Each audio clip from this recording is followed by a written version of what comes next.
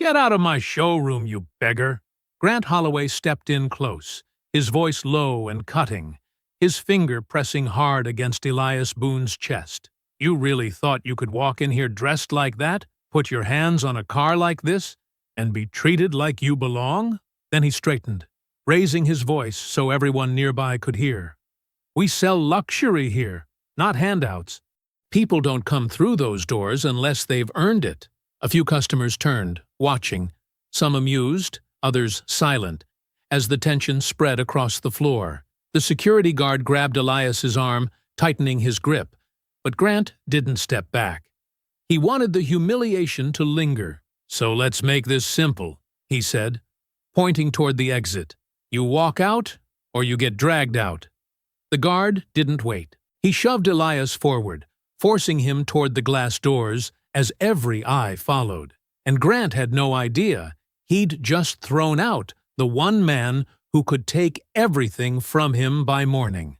Before continuing, comment where in the world you are watching from, and make sure to subscribe because tomorrow's story is one you can't miss. The showroom of Aurelius Motor Gallery sparkled under crystal lights. Everything gleamed. The marble floors, the polished cars, the diamond watches on customer wrists. It was a temple to wealth, where people came to worship expensive machines. Elias Boone didn't fit this shiny world.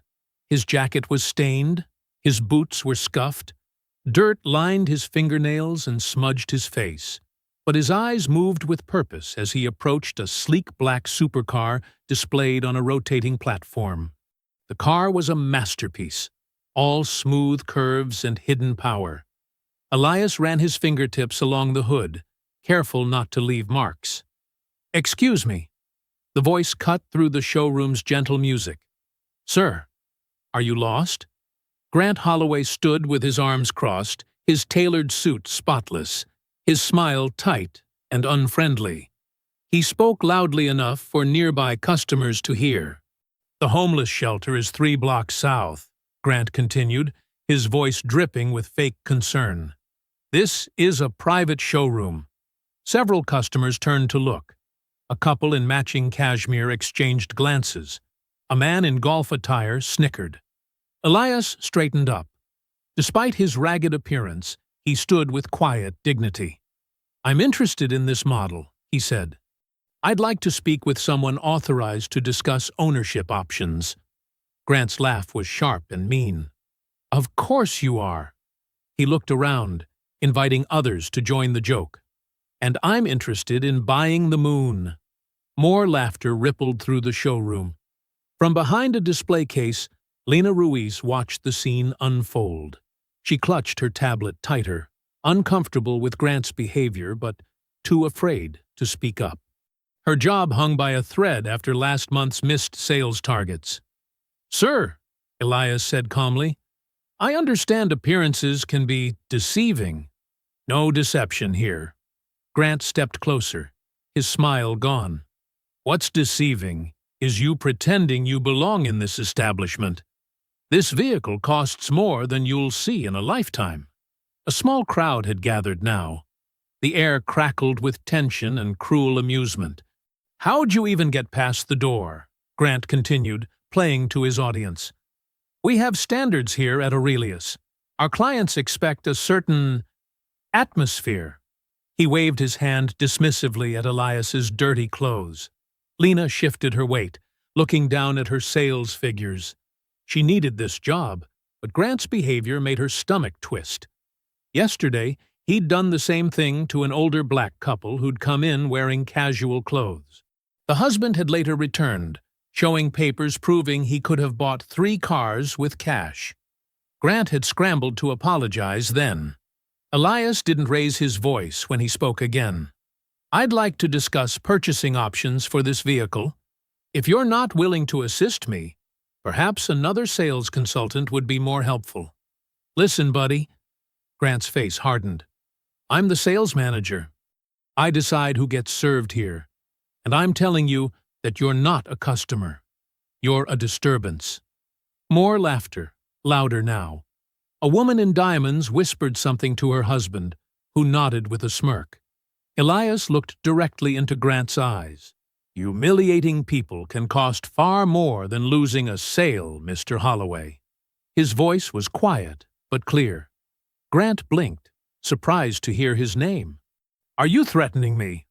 He stepped back and raised his voice. "Dean, we need security up front." Dean Mercer, the broad-shouldered security officer, emerged from near the entrance. His face was expressionless as he walked toward the confrontation. "Remove this man from the premises," Grant ordered, pointing at Elias. "He's harassing our customers." Lena watched Dean approach, her heart pounding. She wanted to speak up, to say something, but fear of losing her job kept her silent. Still, she couldn't tear her eyes away from Elias's calm face as chaos swirled around him.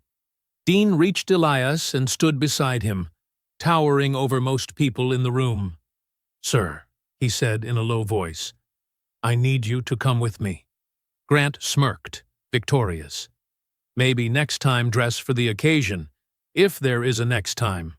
He turned to the watching customers. "Sorry for the interruption, everyone. At Aurelius, we aim to provide the most exclusive experience possible." Dean took Elias's arm firmly, but not roughly. "This way, sir." Dean's fingers dug into Elias's arm as he held him in place. The touch wasn't violent, but it was firm, the kind meant to show control without leaving marks. Around them, the showroom's bright lights bounced off polished hoods and chrome details, creating a palace of reflections. Grant wasn't finished. He stepped closer, making sure his voice carried across the marble floor. "Let me explain something to you," Grant said, loud enough for everyone to hear. "People like you don't just walk in here and touch vehicles worth more than your entire existence." His smile was practiced, the kind that never reached his eyes. "These machines are works of art. They're for people who appreciate quality, who've earned the right to be here." A white couple near the silver convertible exchanged glances before laughing nervously. The woman touched her pearl necklace as if to make sure it was still there. Across the room, a man in an expensive suit held up his phone, recording the scene with undisguised interest. Elias kept his shoulders square despite Dean's grip. "I have sufficient funds. I have documentation. I have legitimate business here." His voice remained level, controlled in a way that made Grant's volume seem desperate by comparison. "Sure you do," Grant sneered. "And I'm the Queen of England." He turned to Dean. "Get him out of here before he scares the real buyers away. We don't need his kind touching the merchandise." The word "his kind" hung in the air, heavy with meaning. "What exactly is my kind?"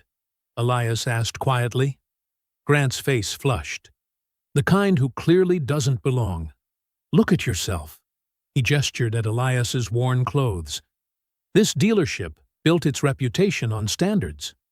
We don't let street mess wander in and contaminate the floor."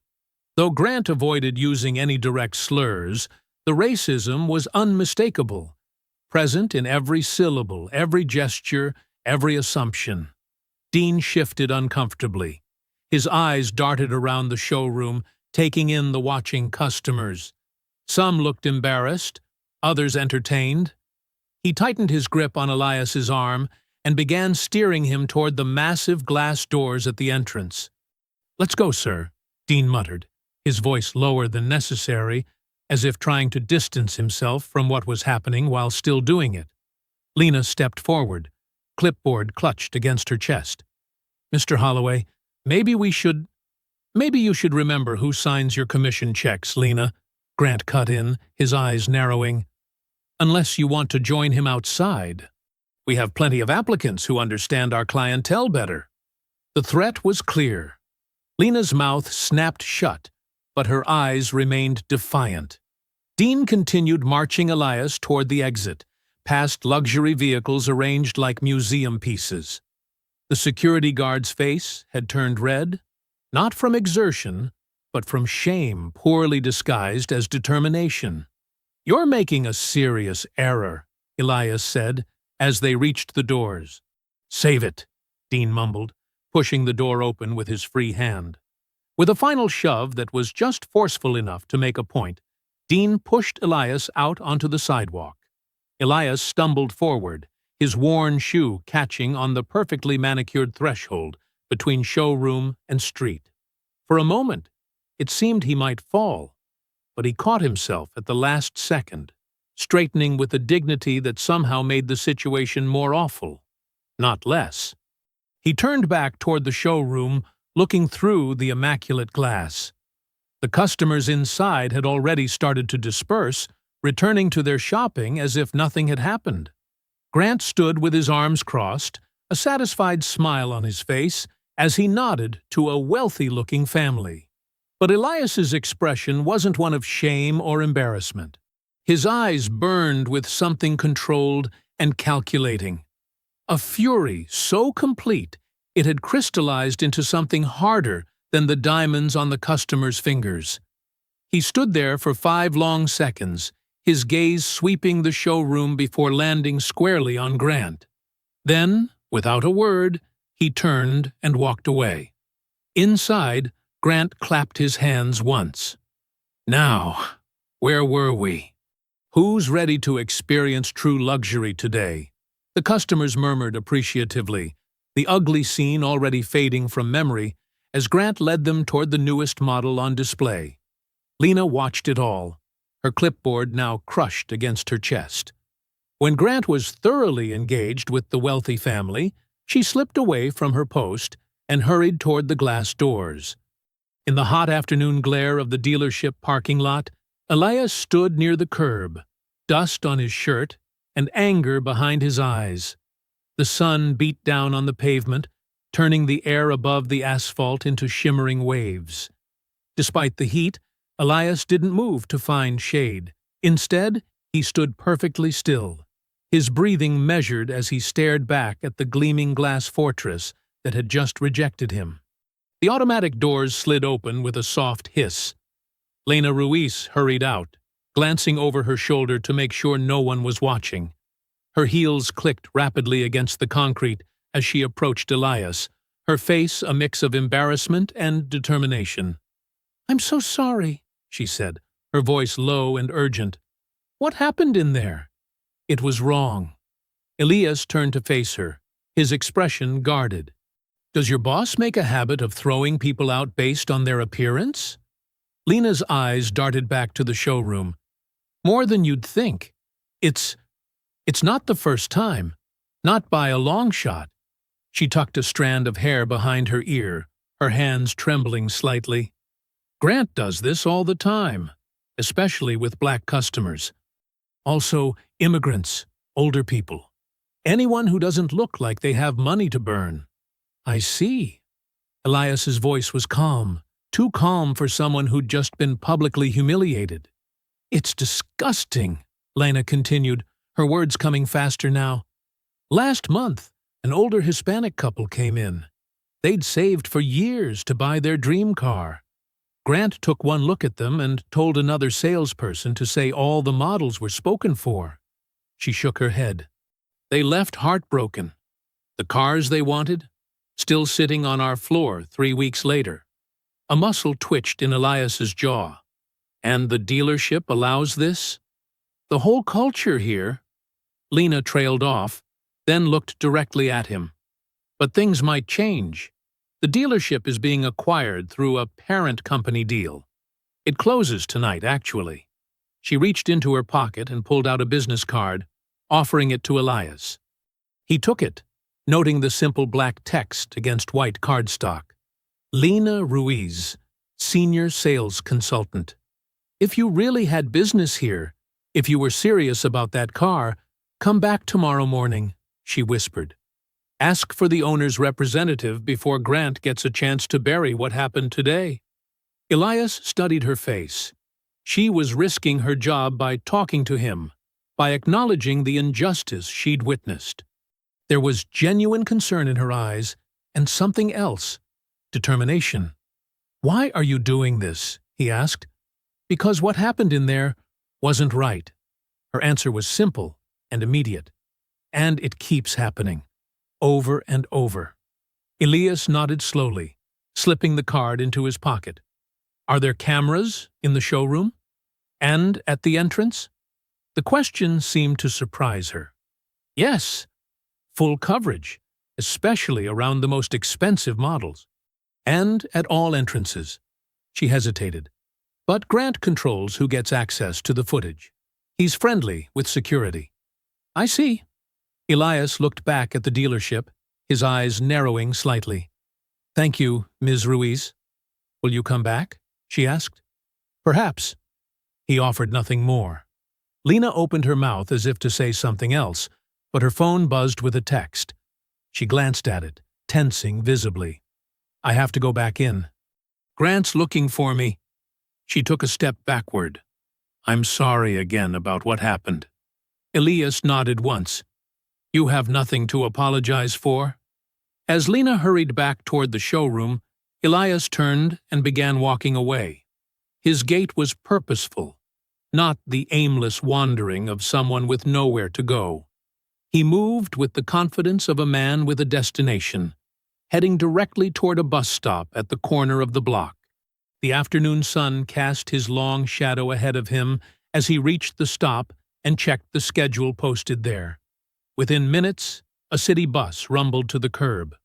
Elias boarded with the same quiet dignity he'd shown in the showroom. Through the gleaming windows of Aurelius Motor Gallery, Grant Holloway stood watching, one hand in his pocket, the other holding an espresso from the dealership's complimentary bar. A satisfied smirk played across his lips as the bus pulled away from the curb. The sales floor behind him buzzed with activity again. Wealthy customers examining exotic cars, salespeople fawning over them. The unpleasant interruption already forgotten. Everything was back to normal in Grant's carefully curated world. An hour later, Elias entered a modest rented warehouse loft on the industrial edge of town. The space stood worlds apart from the polished marble and crystal lights of Aurelius Motor Gallery. Here, the floors were concrete, the walls bare brick, and the ceiling exposed steel beams. He closed the heavy sliding door behind him, engaging 3 separate locks. The windows, high, small, and reinforced, let in the fading daylight, but revealed nothing to anyone outside. Elias moved with purpose to a simple bathroom area, partitioned off in one corner. He stripped off his dirty clothes, the calculated costume of invisibility, and stepped into a shower stall. Water ran dark with the grime of the streets, washing away the character he'd been playing. Minutes later, a different man emerged. Without the dirt, Elias Boone stood tall and straight-backed. His body was lean and wiry, bearing the disciplined fitness of someone who maintained himself despite his 58 years. A long scar ran across his left shoulder, an old wound with an older story. His face showed lines of experience rather than desperation, eyes clear and focused. He dressed in clean, simple clothes, dark jeans, a gray t-shirt, a black button-down left open. Nothing flashy. Nothing that would draw attention. They never look, he muttered to himself, toweling his short-cropped hair dry. They see what they expect to see. The main space of the loft was organized with military precision. 3 folding tables formed a U-shaped workstation at the center. One held a laptop, printer, and dual monitors. The second displayed neatly arranged folders, each labeled with dates and locations. The third contained legal documents, their blue and red tabs forming a pattern only Elias understood. The wall across from this command center held a large map dotted with colored pins. Red pins marked Aurelius Motor Gallery and 5 other dealerships spanning 3 states. Yellow string connected them to a central hub, the corporate headquarters. White index cards pinned beside each location listed dates, names, and complaint numbers. Elias approached the center table and sat down, opening his laptop. The screen illuminated his face as he entered a complex password. He clicked through to a secure email, opening an attachment containing transfer documents. Final verification of share acquisition, he read aloud. Harold Voss, founder and majority shareholder, hereby transfers controlling interest to Sentinel Investment Group, effective 12:01 a.m. Elias glanced at his watch. 7 hours until everything changed. He opened another file, personnel records obtained through methods best left unmentioned. Grant Holloway's smug face appeared on screen. Sales manager, 8 years at Aurelius, consistently top performer. Customer satisfaction rating, exceptional, but only from certain customers. Elias scrolled down, finding the name he sought. Douglas Wren, Regional Vice President. Polished, Yale MBA, 20 years with the company. Oversaw 6 dealerships, including Aurelius. A corporate climber with a perfect record. Too perfect. Elias clicked another folder labeled Buried. Inside were scans of complaint forms, emails, and settlement agreements, all with the same pattern. Discrimination claims disappeared under Douglas Wren's management. African-American couples quoted higher interest rates. Latino buyers steered toward lower-value cars. Older customers pushed into unnecessary add-ons. Each complaint neatly resolved with minimal documentation and maximum silence. Elias picked up his phone and dialed. "Naomi," he said when the call connected. "It's me." "I was wondering when I'd hear from you," Naomi Price answered, her voice crisp and professional even at this hour. "How was your field research?" "Educational," Elias replied. "The acquisition finalizes at midnight. Are we prepared for resistance?" "Fully. I've prepared injunctions if they try to block your entry. The legal team is on standby." Her voice softened slightly. "Was it as bad as we thought?" "Worse." Elias's jaw tightened. "They've created a system where discrimination isn't just allowed. It's encouraged. And it's all protected by a corporate structure designed to hide the pattern. You got what you needed? I got enough. Be ready for tomorrow. They won't go quietly." After ending the call, Elias printed Grant Holloway's personnel photo. He walked to an evidence board on the side wall where dozens of other photos, documents, and notes were already arranged in a complex web of connections. Near midnight, Elias pinned Grant's smirking face to the board. With a thick red marker, he drew a perfect circle around the photo. "Tomorrow," he said to the empty room, "you learn what it feels like to be powerless." The morning sun bounced off the showroom's glass facade as Aurelius Motor Gallery opened its doors. Salespeople arranged brochures and wiped invisible dust from gleaming vehicles. Grant Holloway strode across the floor, checking his reflection in a car's polished surface, adjusting his red tie with practiced precision. "Matthews, move that roadster to the center display," he barked at a young salesman. "We have 3 appointments with serious buyers this morning." Outside, a black Mercedes sedan with tinted windows glided to a stop directly in front of the entrance. The engine cut off. For a moment, nothing happened. Then the driver's door opened. Elias Boone stepped out, unrecognizable from yesterday. His worn clothes and street-worn appearance had vanished. In their place stood a man in a perfectly tailored charcoal suit that hung with expensive precision across his shoulders. His shoes gleamed like black mirrors. His face, now clean-shaven, revealed sharp cheekbones and clear, focused eyes that fixed on the glass doors with deadly intent. Inside, a saleswoman noticed him first. "Hey, isn't that—" Elias pushed through the doors, his footsteps echoing across the marble floor.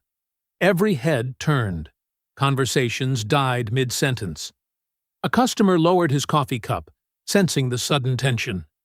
Grant emerged from his office, laughing at something a colleague said. The laughter froze when he spotted Elias. "You've got to be kidding me," Grant snarled, his face flushing red. "I thought I made myself clear yesterday. Dean, security!" Elias didn't stop walking. He moved with calm purpose toward Grant, his expression neutral but his eyes burning with controlled fury. Dean Mercer appeared from the back office, confusion crossing his face. "Sir, I'll handle this." But Elias wasn't alone. Through the doors came a striking woman in a navy suit, carrying a leather portfolio. Behind her followed two men in business attire with corporate badges, and a fourth person, a banker type, clutching sealed document folders. "Mr. Holloway," the woman said, her voice cutting across the showroom. "My name is Naomi Price, Chief Counsel for Boone Capital Holdings." She handed Grant a document. "As of 12:01 this morning, Boone Capital has acquired controlling interest in Aurelius Motor Gallery through the parent company acquisition." Grant stared at the paper, his mouth opening and closing. "What is this? Some kind of joke?" Naomi's expression remained professionally cool. "I assure you, this is quite real. Allow me to introduce Elias Boone, Executive Owner and CEO of Boone Capital Holdings." The showroom fell completely silent. A customer's phone clattered to the floor.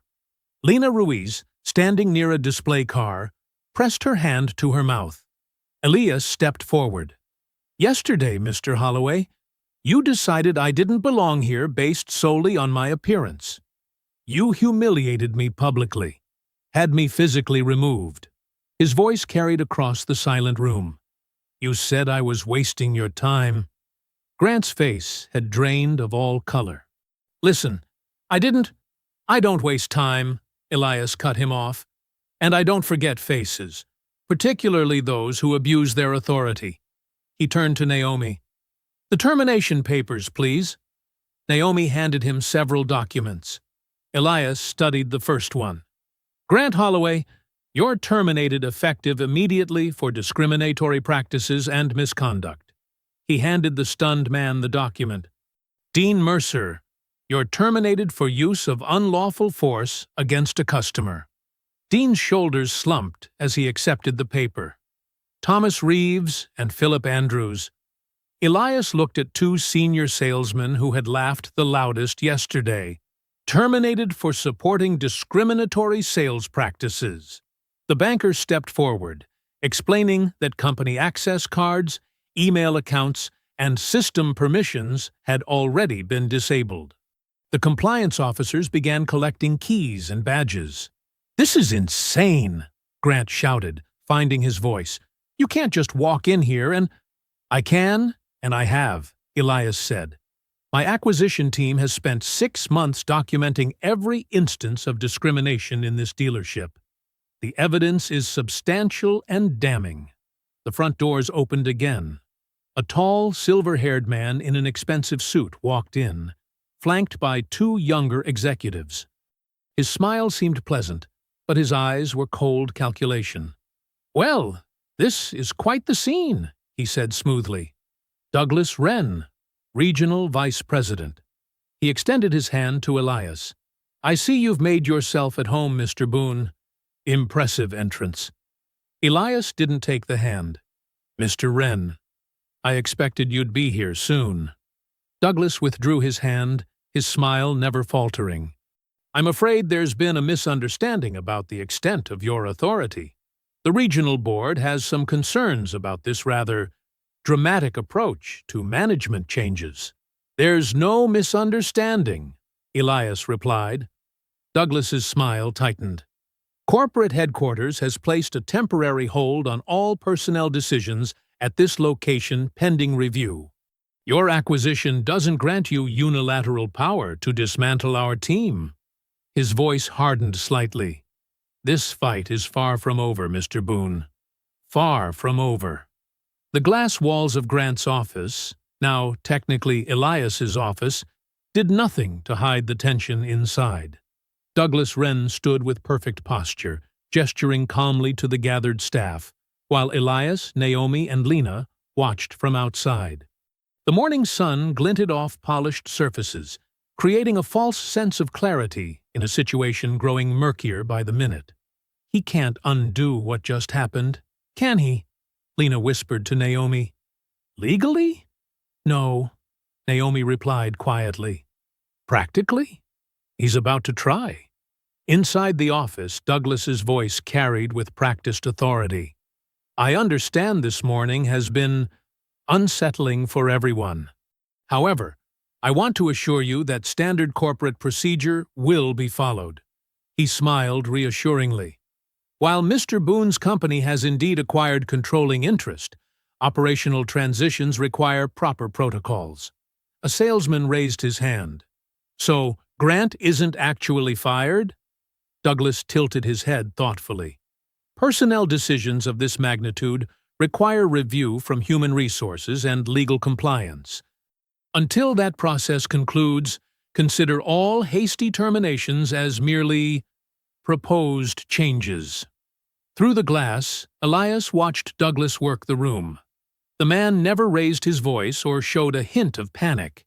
He simply reclassified reality using corporate language, transforming a completed action into a debatable suggestion. "We need to get in there," Elias said. "He's turning my staff against me before I've even had a chance to speak with them." Naomi touched his arm. "Wait. Let him finish.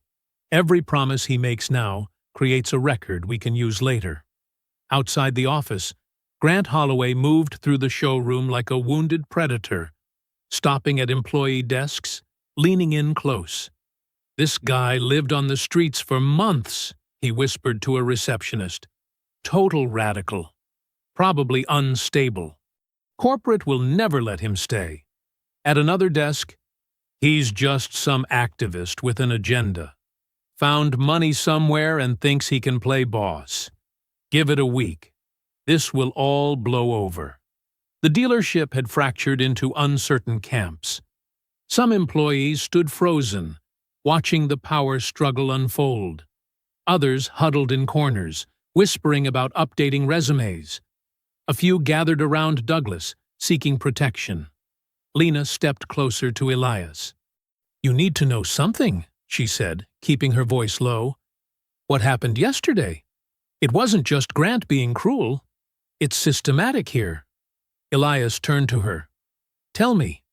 "Customer profiles are coded by race and zip code in our system," she explained. "Black buyers get quoted higher interest rates automatically.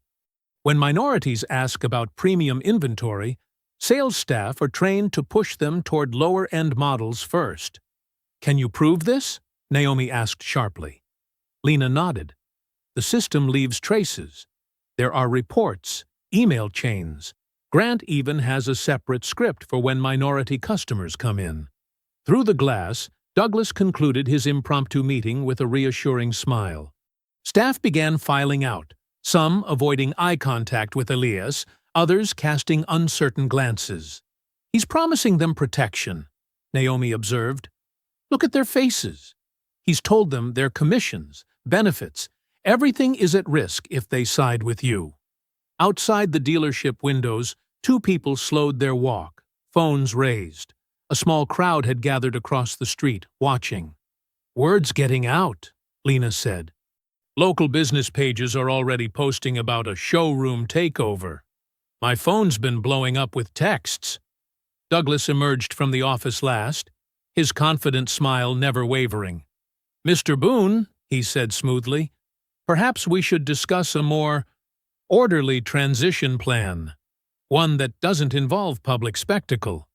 "The transition is complete," Elias replied. "The terminations stand." Douglas's smile tightened just slightly.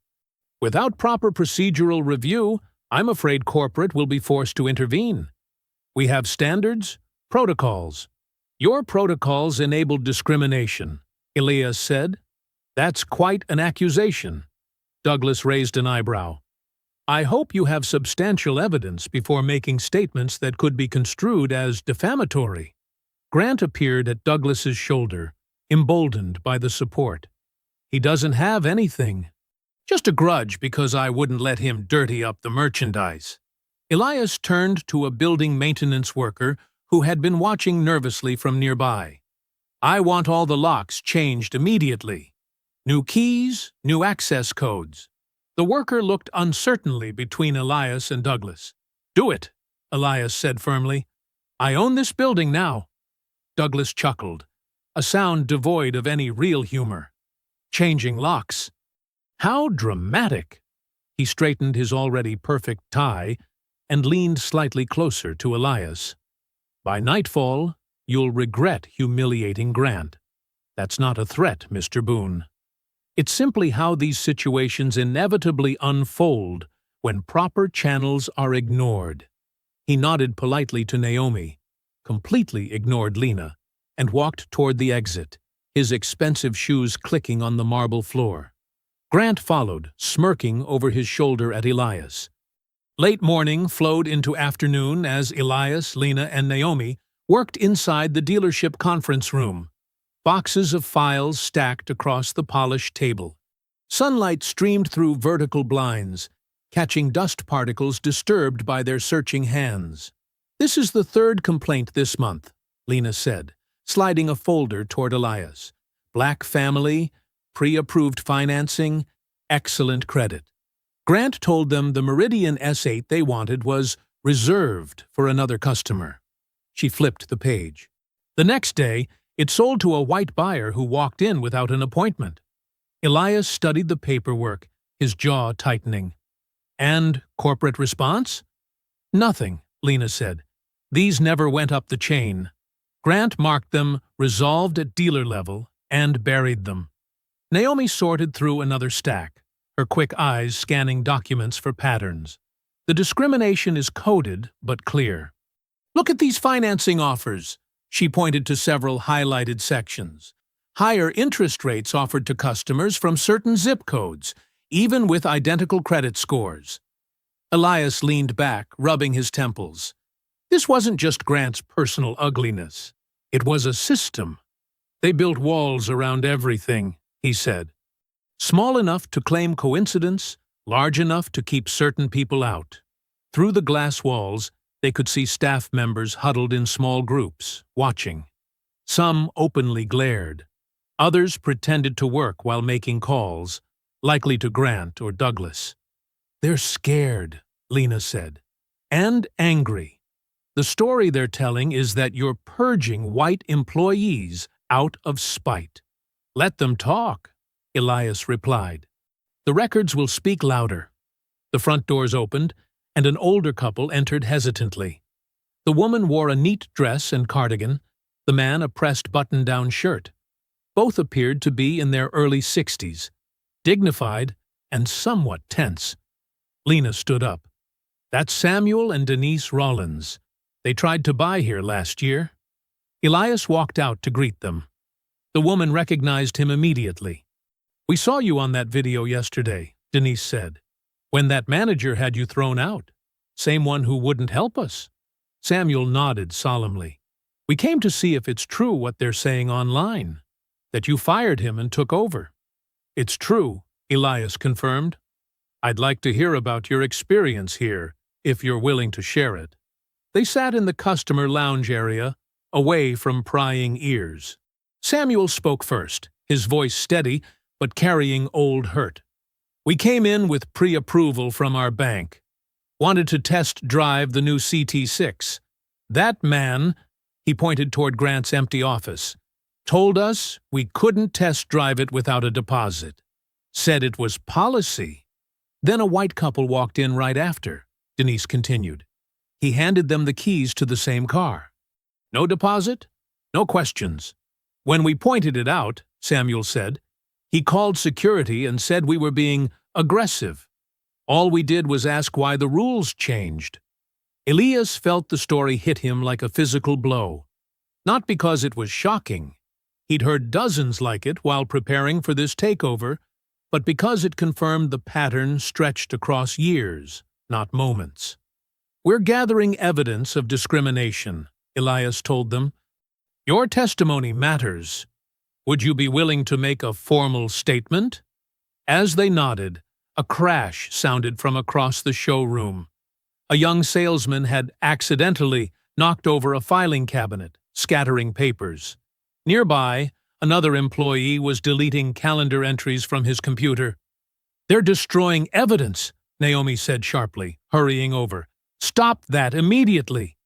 The atmosphere crackled with tension. Staff members divided visibly, some looking ashamed, others defiant. One whispered loudly enough to be heard, "He's just here to burn the place down." Lena rushed to secure a computer terminal where customer logs were displayed. "I need to back these up before they disappear," she called.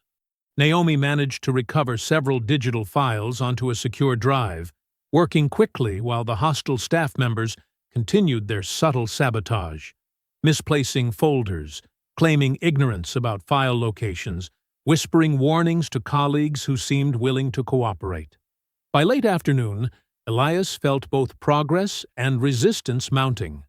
For every piece of evidence they secured, another seemed to vanish. "Someone's been cleaning records systematically," Naomi reported, frowning at her laptop screen. "The surveillance footage from last week is gone. Access logs, too." As the showroom closed for the evening, the last customers departing under the watchful eyes of newly hired security, Lena burst into the conference room, face flushed with urgency. "The master archive drive," she said breathlessly. "It's missing. The IT guy just told me Grant took it with him before leaving. Everything, backups, emails, security footage, it's all on there." After closing time, the showroom's bright lights dimmed to security levels, casting long shadows across the polished floor. Elias gathered the files they'd managed to secure, far fewer than he'd hoped, and nodded to Lena. "We should use the service entrance," she whispered. Less visible. They moved through the back hallways, past the detailing bays where luxury vehicles waited for morning. The weight of the day hung heavy between them. Each carried a box of copied complaints, customer records, and hastily printed emails, ammunition for the battle ahead. The service door swung open with a metallic groan. Outside, a single security light cast a yellow pool across the employee parking area. Elias's black sedan sat 30 yards away, its polished surface gleaming dully in the half-light. "Tomorrow we find that master drive," Elias said. Without it, a figure stepped from behind a parked SUV. Then another, and a third. "Well, look who's sneaking out with company property," came a voice thick with contempt. Trent Maddox, senior salesman and Grant's most loyal attack dog, blocked their path. His expensive shirt was rumpled, tie loosened, eyes bloodshot from either anger or alcohol, maybe both. Two other men flanked him, Mike from financing and Pete from the service department. Elias stepped slightly in front of Lena. "We're leaving with copies. The originals stay." Trent's laugh was ugly. 10 years I've worked here. 10 years building my client list, my reputation. Then you walk in and burn it all down in a day. "Grant burned it down," Lena shot back. "You helped him." "Shut up, traitor," Mike spat. "You were nothing when you started. Grant gave you chances nobody else would." Trent moved closer, his body language shifting from threatening to dangerous. "You think you can just waltz in here playing big shot and take everything we built? The only thing you built was a system that cheats people," Elias said calmly. "Now, move aside." Instead, Trent lunged forward, grabbing for the box in Lena's arms. "Let's see what you're really stealing." Elias instantly stepped between them, blocking Trent's reach. "Back off. Now!" The first shove came from Trent, hard against Elias's chest. Elias held his ground. The second came harder, and Elias's box tumbled, papers spilling across the pavement. "You should have stayed outside the glass where you belong," Trent snarled, throwing a wild punch that caught Elias in the ribs. The fight erupted like a storm. Mike charged forward, but Elias pivoted and sent him sprawling face first onto the pavement with a well-timed sidestep and push. Years of discipline hadn't dulled Elias's instincts. If anything, they'd sharpened them. Pete grabbed Lena's arm. She screamed, dropped her box, and fumbled for her keychain. The small canister of emergency mace found its target, and Pete staggered back, howling, hands covering his face. Trent was different. Younger, stronger, Fueled by rage, he landed another punch to Elias's side. Elias grunted with pain, but caught Trent's next swing, twisted the arm, and drove him backward against a concrete pillar. "This was never about cars," Elias growled, holding Trent pinned. "It was about treating people with dignity." "People like you ruined everything," Trent gasped, struggling. "Coming here with your politics, your lawsuits." From across the lot, a voice shouted, "Police! Break it up!" The night porter stood by the service door, phone in hand, wide-eyed at the violence. In the distance, blue lights flashed. Elias released Trent and stepped back, breathing hard. Lena hurried to his side, her hand trembling as she touched his arm. 2 patrol cars pulled in. Officers approached cautiously, hands near their belts. "He attacked us," Trent immediately claimed, pointing at Elias while touching his split lip. "We were just talking, and he went crazy." "That's a lie," Lena protested. "They ambushed us." As if summoned by dark magic, a sleek town car glided into the lot. Douglas Wren emerged, immaculate in his suit despite the late hour, expression concerned but somehow satisfied. "Officers, thank you for responding so quickly," Douglas said smoothly. "I'm the regional director. I'm afraid Mr. Boone has been unstable today.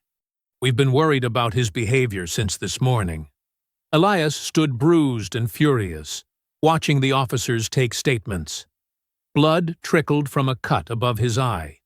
Across from him, Trent dabbed at his split lip, a smirk forming beneath the injury. The morning sun cast long shadows as Elias limped into the sleek downtown office building.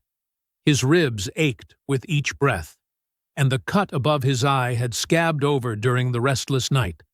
Naomi walked beside him, carrying a leather portfolio thick with documents. Behind them, Lena followed, her eyes darting nervously around the marble lobby. "Are you sure you're up for this?" Naomi asked quietly as they waited for the elevator. Elias straightened his posture, hiding a wince. "More than ever." The boardroom on the 32nd floor stretched long and imposing. Floor-to-ceiling windows revealed the city sprawled below, but the view held no comfort. 12 board members sat in leather chairs, expressions ranging from curious to hostile. At the far end, Douglas Wren lounged with practiced ease, his smile tight and predatory.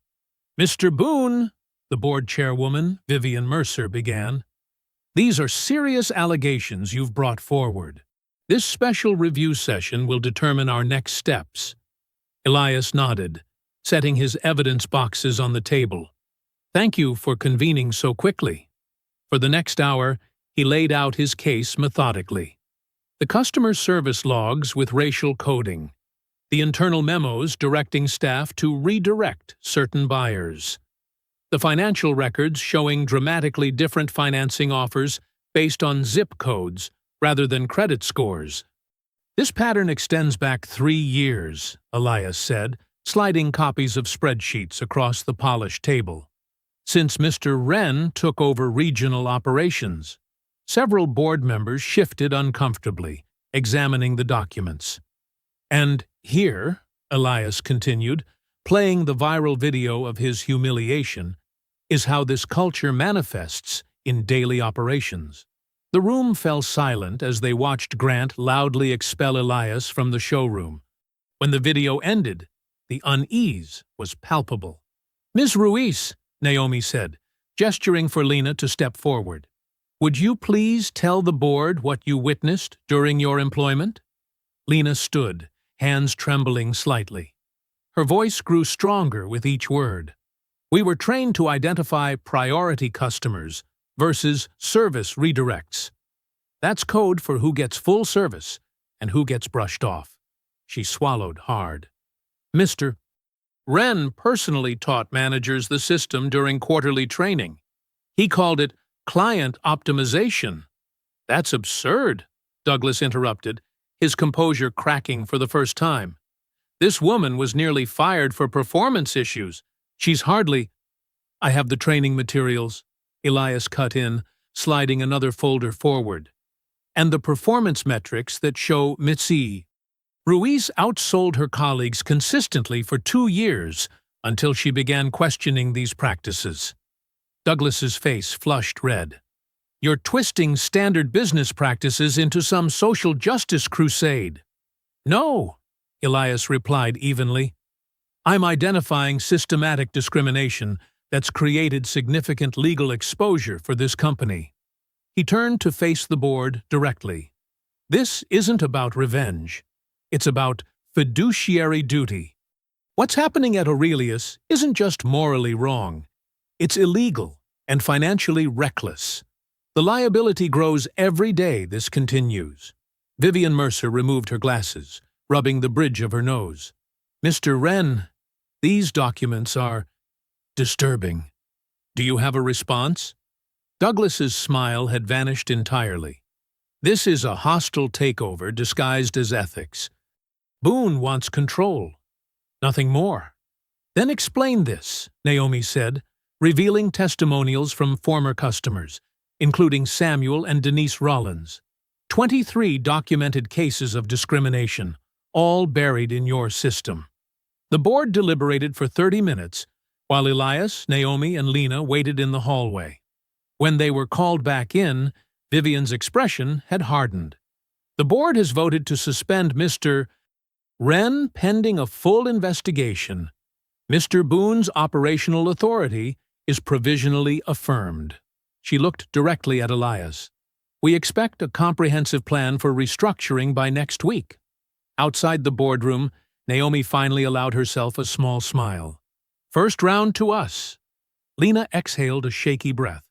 "I can't believe we actually won." "We're turning the corner," Elias said, his shoulders relaxing slightly. "There's still work to do, but this is the beginning of real change." As they walked toward the elevators, Douglas stood alone in the hallway, phone pressed to his ear, his voice low and urgent. His eyes tracked them with cold hatred as the elevator doors closed. Back at their temporary office, the atmosphere lightened for the first time in days. Reporters had begun calling, sensing a story breaking. Lena fielded calls while Elias and Naomi organized next steps. "We need to secure all remaining evidence," Naomi said, "and prepare for pushback. Men like Wren don't go quietly." Elias nodded, finally allowing himself to feel the victory. "Get some rest tonight, both of you. Tomorrow we start rebuilding." At 1:47 p.m., Naomi's phone chimed with an alert. Her expression changed instantly as she read the message. "Someone's inside our secure server," she said, fingers flying across her keyboard. "They're accessing everything, all our evidence files." The victory celebration ended before it truly began. Elias slammed his car door, racing across the parking lot toward Aurelius Motor Gallery, with Naomi and Lena struggling to keep pace. Dark clouds gathered overhead, matching the storm about to break inside. "Someone coordinated this," Naomi said, her breath coming fast. The server breach was just the beginning. They pushed through the front doors to find the showroom in disarray. Staff huddled in corners, whispering. Customers who had returned after hearing about new management were leaving, confusion on their faces. Corporate security guards, ones Elias had never seen before, stood at strategic points throughout the building. "Mr. Boone," a stern-faced woman in a corporate compliance blazer approached him. "I'm Vanessa Hodge from Parent Company Oversight. We have an emergency situation." "What's happening?" Elias demanded, scanning the room for answers. "Several critical data breaches occurred in the last hour," Vanessa explained, her tone cold. "Customer financial records were accessed inappropriately. Key operational files have been corrupted." Lena stepped forward. "That's impossible. We secured everything this morning." A security guard moved behind Lena as if on cue. Vanessa's expression hardened. "Actually, Ms. Ruiz, we need to discuss your network access. We've received an anonymous complaint with evidence that you extracted confidential customer information and sold it to Mr. Boone prior to his takeover." That's ridiculous, Lena's voice cracked. I would never— We have transaction records, Vanessa continued, producing a folder with printouts. 3 payments from a shell company linked to Boone Capital Holdings. Elias examined the papers, his stomach dropping. These are forgeries. Obvious ones. That's for investigation to determine, Vanessa replied.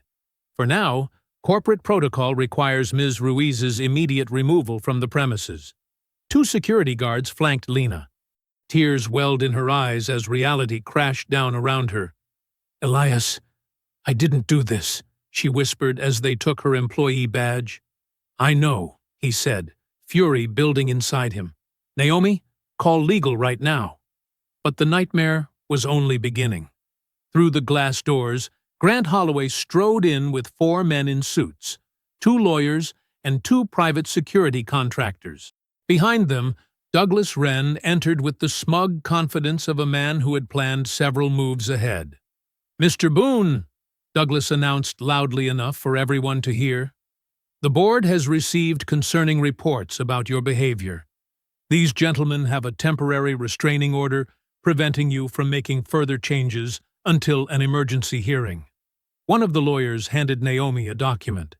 She scanned it quickly, her face darkening. This claims Elias physically assaulted staff members last night and created a hostile work environment. Those men attacked us, Elias growled.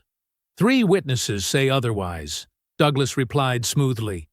And your history of unusual behavior raises questions about your stability. The board simply wants to ensure everyone's safety while we sort this out.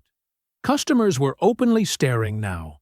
A local news crew had somehow materialized outside, filming through the glass doors. Grant smirked as he moved toward his former office. Don't worry, I'll keep your seat warm. Elias tried to follow him. The files in that office are evidence. The security contractors stepped between them. Sir, you need to remain in public areas only. Naomi pulled Elias aside. They've orchestrated this perfectly. The missing files, the fake payments to Lena, the assault claims, it's all to create enough doubt for the board to freeze everything. How did they move so fast? Elias asked through clenched teeth. They were ready for you, Naomi whispered. They've done this before to others who threatened them. Outside, rain began to fall as dark clouds unleashed their burden. Lena stood beneath the dealership awning, clutching her personal belongings in a box, devastation written across her face. Douglas approached Elias one final time. You should have stayed on your side of the glass, Mr. Boone. You don't belong in our world. By late afternoon, customers had fled. Staff had been sent home pending reorganization. The media reported on the chaotic leadership struggle at the prestigious dealership, highlighting allegations against both Elias and Lena. At dusk, Elias sat alone in his car across from the dealership, rain drumming on the roof. Through sheets of water, he could see the dark showroom, empty now except for the gleaming cars that seemed to mock him. Grant's office light still burned, the only illumination in the building. Everything he'd worked for lay in ruins. The justice he'd sought for himself and others seemed further away than ever. After all his careful planning, all his patience, he found himself exactly where he'd started. Outside looking in, powerless against the system that protected its own. The rain fell harder as darkness settled completely over Aurelius' motor gallery. Rain tapped against the windshield, creating hypnotic patterns that matched Elias's scattered thoughts. His knuckles were bruised, his shirt collar stained with dried blood from the fight. He stared at the darkened dealership, watching shadows move behind the glass where Grant and Douglas plotted their next moves. Everything had fallen apart so quickly. The passenger door opened. Naomi slid into the seat beside him, balancing 2 coffee cups. She handed one to Elias. You look terrible, she said quietly. I feel worse. Elias took the coffee, but didn't drink. They won. All my planning, All my work. Gone in an afternoon. Is it? Naomi asked, studying his face. Elias turned to her, confusion crossing his features. You've been 3 steps ahead this whole time, she continued.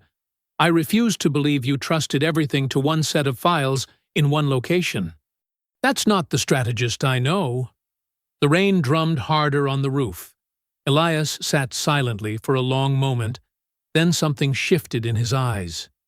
The defeat began to recede, replaced by something harder, more focused. You're right, he finally said. This isn't over.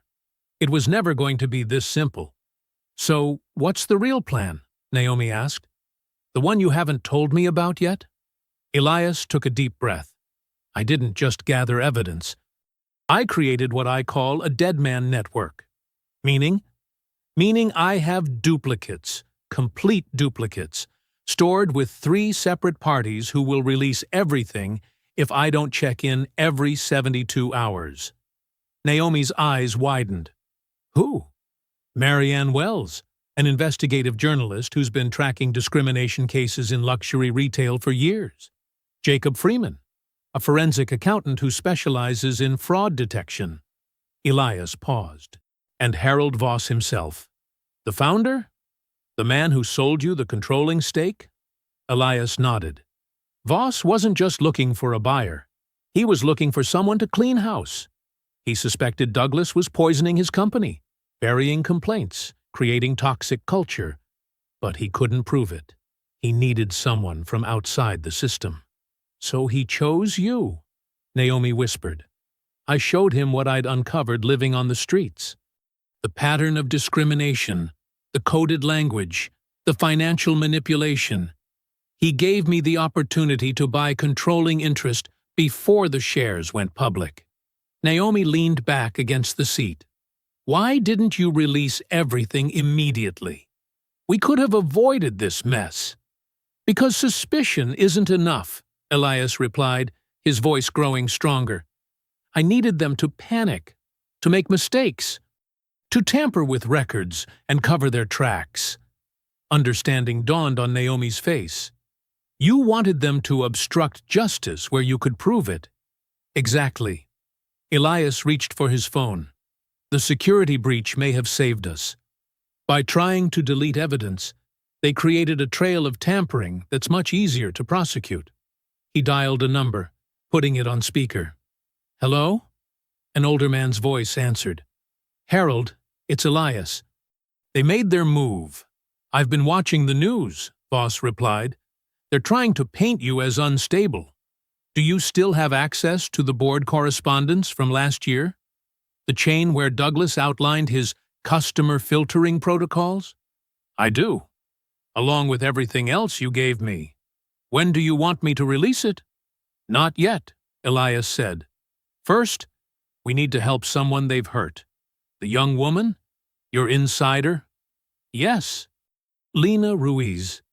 They've framed her, claimed she sold data. We need to clear her name before we burn everything down.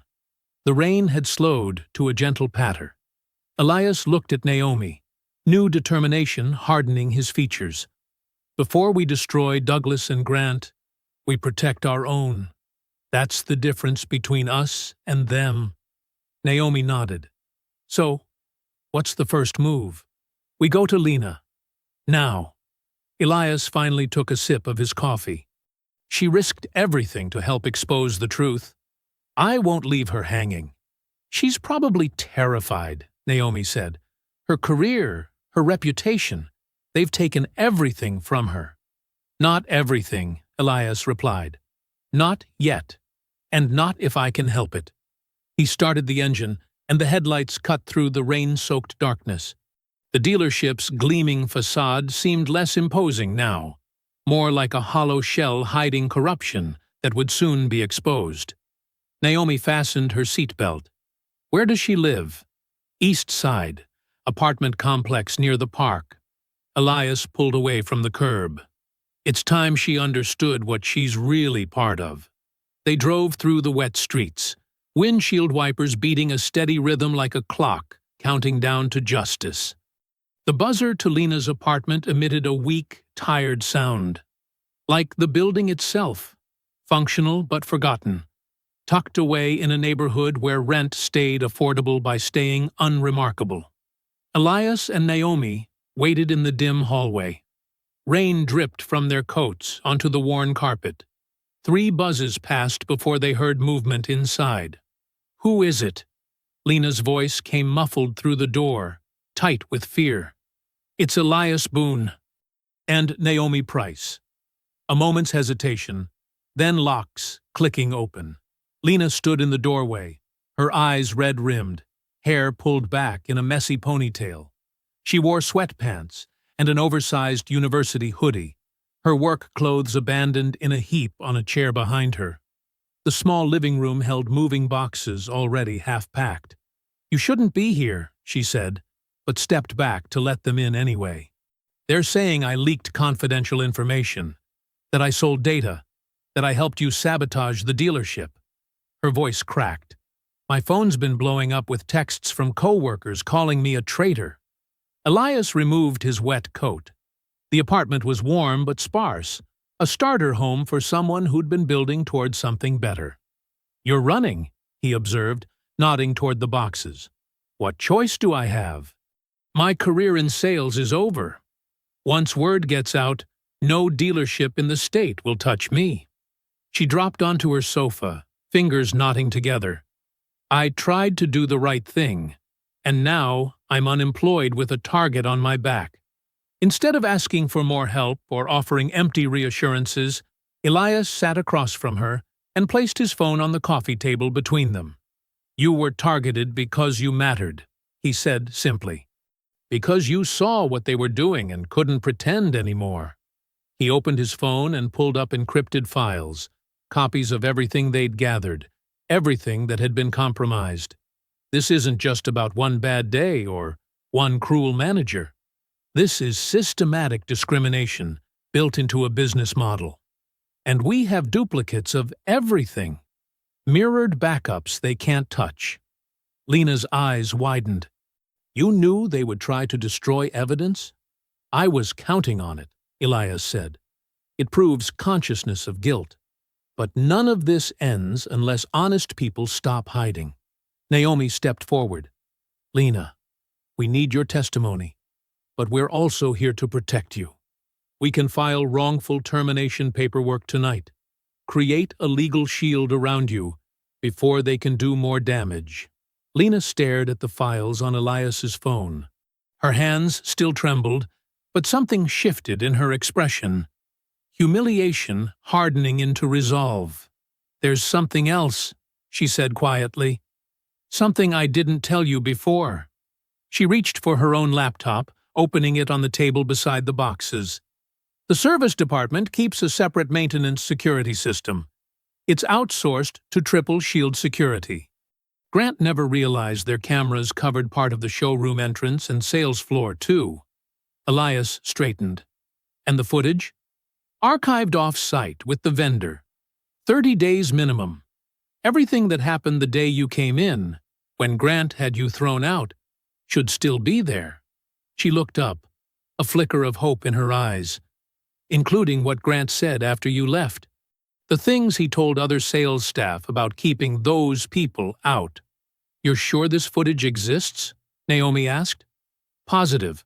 I watched a manager review it once after a customer claimed their car was damaged during service."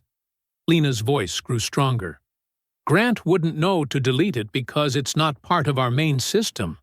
Elias nodded, a precise military calculation already forming. "We split the work. Naomi, secure emergency subpoenas for the footage before they get wind of it. Claim potential destruction of evidence." "On it," Naomi said, already dialing. "I know a judge who doesn't sleep much." "Lena," Elias continued, "we need more voices, other employees who saw the pattern." Lena hesitated only briefly. "Janice Hollowell.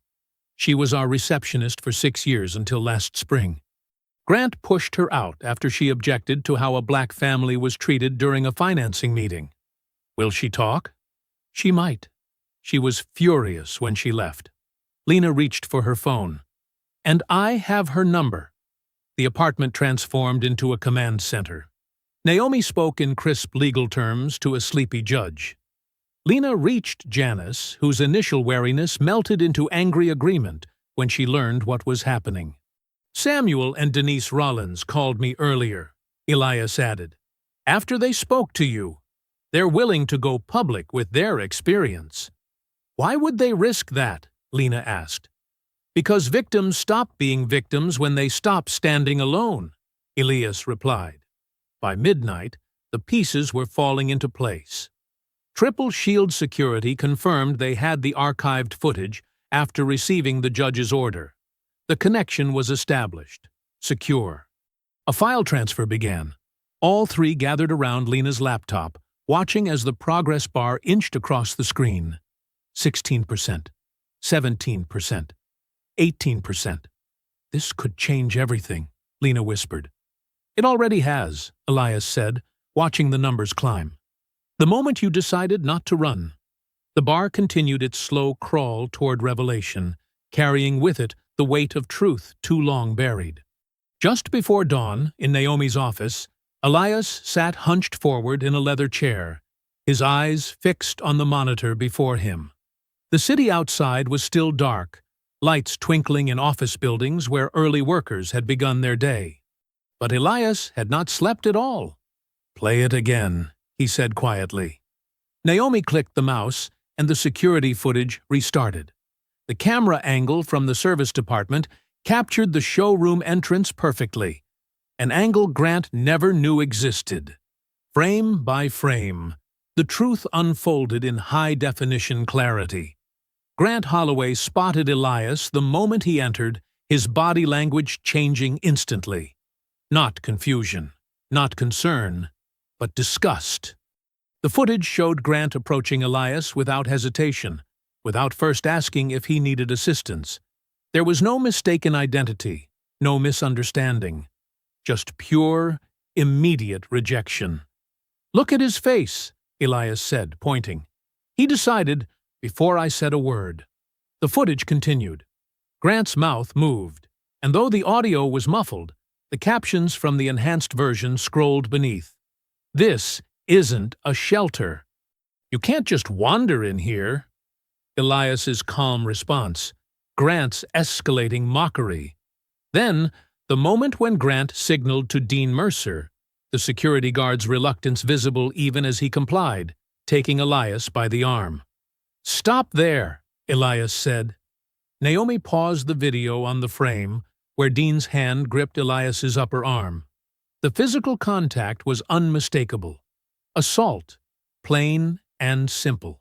"Now switch to camera 4, Elias instructed. The angle changed to show the aftermath. Grant smirking, playing to the crowd of onlookers, actually bowing as if he'd performed a service. The customers' uncomfortable laughter, some looking away in shame, others recording on phones. And now the parking lot footage. This was even more damning. Trent and 2 other employees clearly approached Elias and Lena first. The shove came from Trent, unprovoked, deliberate, before Elias defended himself. Combined with these, Naomi gestured to printouts of Douglas Wren's emails, spread across her desk like playing cards. "We have them." The emails were corporate poison. Douglas writing about maintaining brand image by screening certain customers.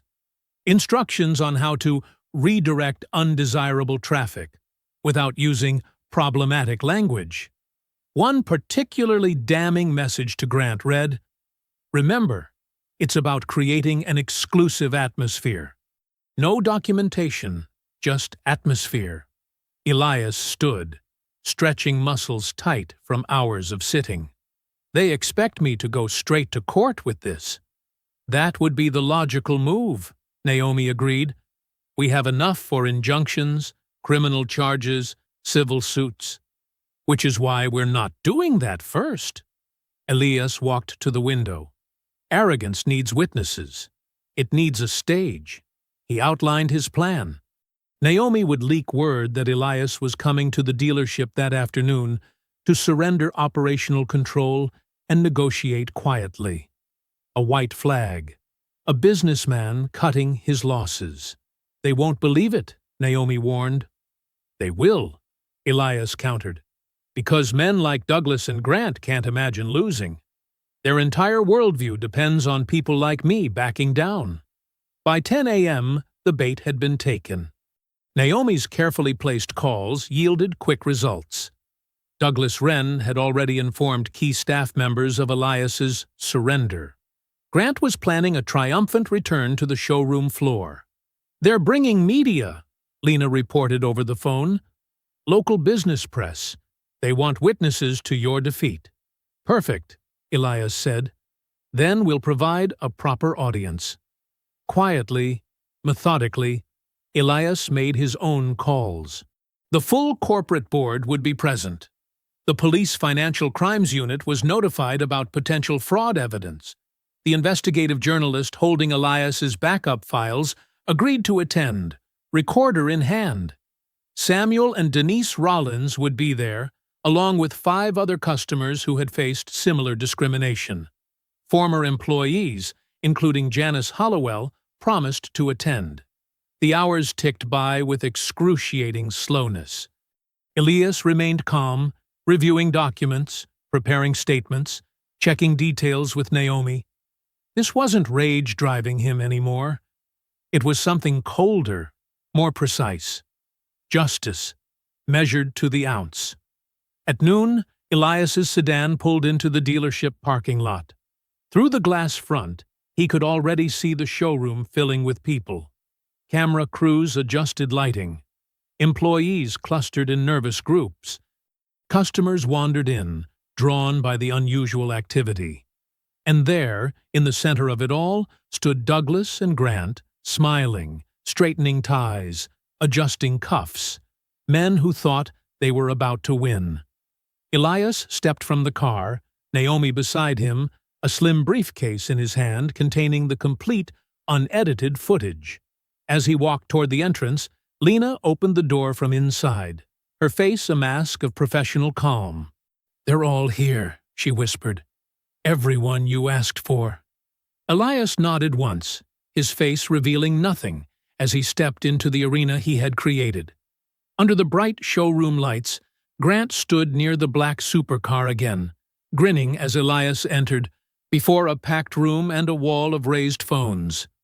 The gleaming vehicle, the same one Elias had been examining when first thrown out, formed the perfect backdrop for what Grant believed would be his moment of victory. "Well, well," Grant called out loudly enough for everyone to hear. "Look who's back, to admit defeat." Douglas Wren moved forward with practiced confidence, his expensive suit and polished manner contrasting with Elias's quiet intensity. Cameras flashed. Board members watched from a reserved area near the manager's office. Customers and employees lined the walls, sensing something momentous was about to happen. "Ladies and gentlemen," Douglas began, his voice smooth as oil, "we're gathered today to restore proper order to Aurelius Motor Gallery. While change and new ownership are sometimes necessary in business, Mr. Boone's approach has been, regrettably, disruptive." Douglas gestured toward Elias with a practiced look of disappointment. "This dealership has served our community with distinction for decades. Mr. Boone's reckless accusations and confrontational management style have damaged our reputation and created an atmosphere of hostility. Today, we hope to begin the healing process." Murmurs rippled through the crowd. Several nodded in agreement with Douglas's reasonable tone.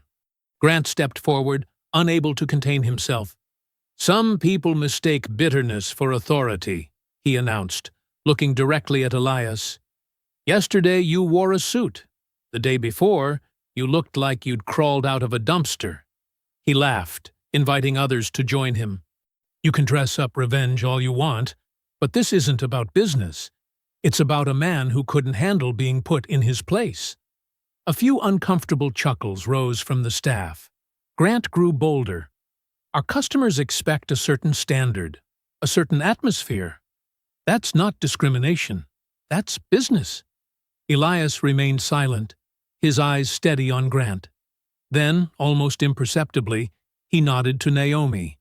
She pressed a button on her tablet, and the massive showroom screens, normally displaying luxury car features, flickered to life. The room went quiet. The recovered security footage appeared in crystal clarity. There was Elias from 2 days before, disheveled but calm, examining the car. There was Grant approaching without provocation, his face twisting with disgust. The audio was clear enough for everyone to hear. "We don't need your kind touching the merchandise. This isn't a homeless shelter." The footage showed Grant signaling security, the physical removal, the humiliation. When Grant laughed as Elias stumbled outside, several people in the room gasped. "That's enough," Douglas said sharply, moving toward the screen controls. "We're just getting started," Naomi replied, switching to the next file. Emails appeared, dozens of them, between Douglas and dealership managers across the region.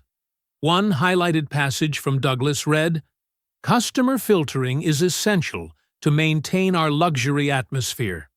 Be creative in how you direct undesirable prospects away from premium inventory." Another email specifically praised Grant. "Your showroom's demographic profile shows perfect alignment with our target market. Whatever you're doing to maintain standards, keep it up." Phones recorded everything. Board members exchanged alarmed glances. "This is taken out of context," Douglas protested, his composure cracking. The final footage began playing. The parking lot attack. Trent and 2 others clearly initiated the violence, lunging at Lena first, then attacking Elias when he defended her. Grant's face had turned from smug to stunned to furious. He couldn't tear his eyes from the screens broadcasting his unvarnished cruelty. "You goddamn set-up artist," Grant snarled, his public mask completely gone.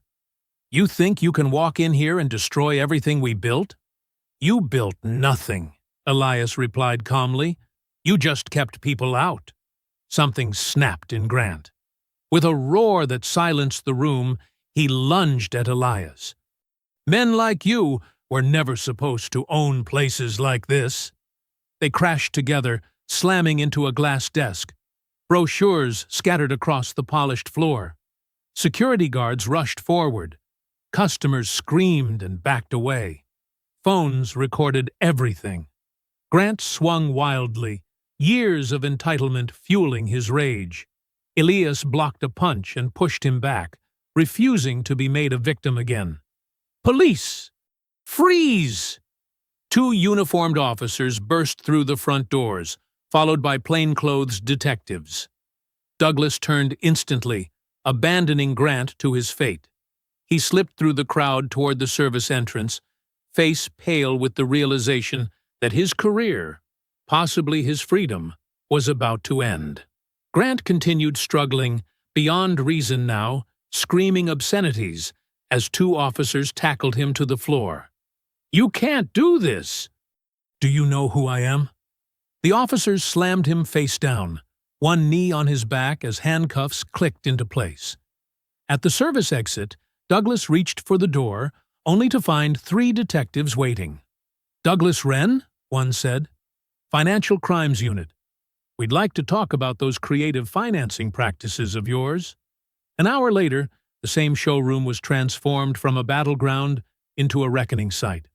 The gleaming cars stood silent witness as officers led Grant, Douglas, Trent, and 2 complicit staff members through the space. Their hands were cuffed behind their backs, their faces a mixture of rage, disbelief, and defeat. Customers who had stayed through the chaos pressed against the walls, phones still recording. Some looked shocked, others satisfied. The contrast was stark. Men who had once strutted through this temple of luxury now shuffled in disgrace, past the very cars they had used as barriers against the unworthy. A detective from the Financial Crimes Unit stepped forward, his voice carrying across the hushed room. "We are arresting these individuals on multiple charges, including fraud, evidence tampering, assault, and discriminatory business practices that violate state and federal law, he announced. This investigation has been ongoing, but today's events provided final confirmation of systematic wrongdoing. Douglas kept his head down, but Grant couldn't stop himself. "This is a witch hunt," he shouted, as officers guided him toward the door. "You'll regret this, Boone. You hear me? You'll regret this." The board members, still present from the earlier confrontation, huddled near the sales manager's office. After 20 minutes of tense discussion, they emerged. The chairwoman, a stern woman in her 60s, approached Elias with extended hand. "The board has voted unanimously to permanently remove Mr. Wren from his position and to ratify your full executive ownership and operational control of Aurelius Motor Gallery," she said loudly enough for everyone to hear. "We also wish to extend our sincere apologies for what happened here." Elias shook her hand firmly. "Apologies matter less than change," he replied. Dean Mercer stepped forward from where he had been watching, his security uniform rumpled, his expression pained. "I need to say something," he announced. His voice shook slightly. "I helped remove Mr. Boone that day. I followed orders I knew were wrong because I was afraid to lose my paycheck. I have a family, bills." He paused. "But that's no excuse. I watched good people get treated like dirt for 3 years, and did nothing." He turned to Elias. "I don't expect to keep my job, sir, but I'll testify to everything I saw." Elias nodded, his face stern but not cruel. "Your statement helps seal the case, Mr. Mercer." The room fell silent as Lena Ruiz entered through the main doors. She walked straight to Elias's side, her steps steady despite everything she'd endured. "Ms. Ruiz," Elias said clearly, "I'm reinstating you immediately as operations director of Aurelius Motor Gallery." Lena's eyes widened. "Sir, this dealership will now run on courage, not fear," Elias continued. "You showed that courage when no one else would." From the back of the showroom, Samuel and Denise Rollins stepped forward, holding hands. Elias had invited them specifically for this moment. "Mr. and Mrs. Rollins," Elias called, "please join me." The older couple approached, dignity in every step. "The Rollins were denied service here 2 years ago," Elias explained to the room. "Today, they return not as symbols, but as the first honored customers of our rebuilt showroom." Elias turned to address everyone, remaining staff, customers, media, and onlookers. His voice was calm, but carried unmistakable force. What happened in this building wasn't about one bad manager or a few cruel employees. It was about a system that decided some people deserve respect and others don't. He paused. "Dignity doesn't depend on a suit, a bank balance, or the comfort of those in power. It's the birthright of every person who walks through these doors." He gestured around the showroom. "This dealership will now serve everyone equally, or it will not survive at all. That's not charity. It's not politics. It's basic human decency and good business." People began nodding. A few applauded. "We reopen tomorrow," Elias continued, "with new policies, new training, and a new commitment. Judge us by our actions." As evening light poured through the showroom glass, casting long golden rays across the polished floors, Elias picked up a key fob from the nearest display. He walked to Denise Rollins and placed it gently in her open hand. "Your patience and courage helped expose the truth," he said. "The first car under new management belongs to you, at the price you should have been offered 2 years ago." Denise's eyes filled with tears. Samuel put his arm around her shoulders. The room erupted in applause. Finally, for the right reason. If you enjoyed the story, leave a like to support my channel, and subscribe so that you do not miss out on the next one. On the screen, I have picked 2 special stories just for you. Have a wonderful day.